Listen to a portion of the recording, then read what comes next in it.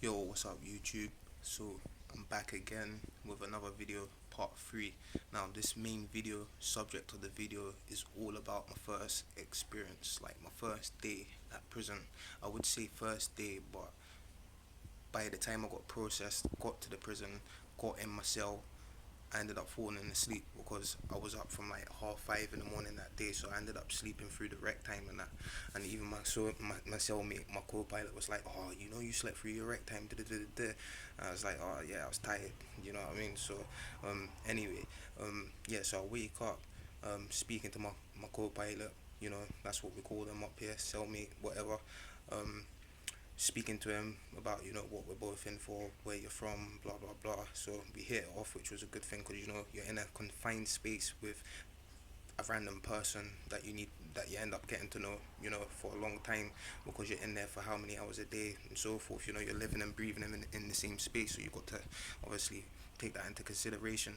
Now, me and him were cool. Yeah, so when I get out, we get let out for the first time at like 8:30 in the morning. We got let out at 8:30 to go and get your rolls, go and get your shower, whatever, make your phone calls, do whatever you got to do. So yeah, obviously for my first time there, I was observing everything. Like obviously, because you have to be aware of your surroundings. I didn't know who was on the wing, who what was in there, what was what. So obviously, that was the first time that I met this boy called Ali, the big man, like hold tight Ali, because obviously, like I said before, my previous video, he actually held man down and showed me the ropes of what to do. Do you know what I mean? Otherwise, that is for yourself to learn, sort of thing.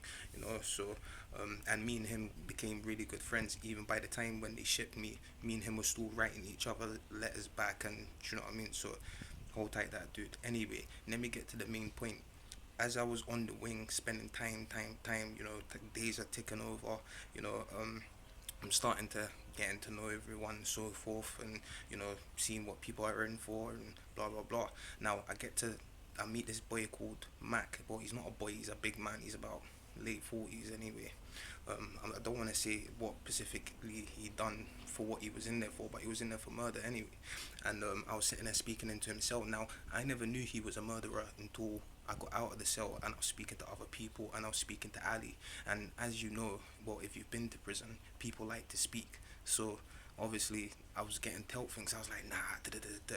And as I was sitting in my cell, I was thinking to myself, how is it that we've got a lifer on the wing? Like, yeah, we must have had about, say, 7 or 10 people on the wing that was doing more than 5 years, but we had a lifer on the wing doing like 25 years. And I just thought to myself, raw, I never seen that one coming. Like, I never seen it, but yeah, me and him, we were cool. Got DVDs of him, swapped games, da da da da. So he was a good dude and that. But that's the thing about prison. You don't know who your co-pilot is gonna be, i.e., your cellmate. You don't know who's gonna be on the wing, like So that's why I say don't go to prison. But stay tight for the next video anyway. Peace.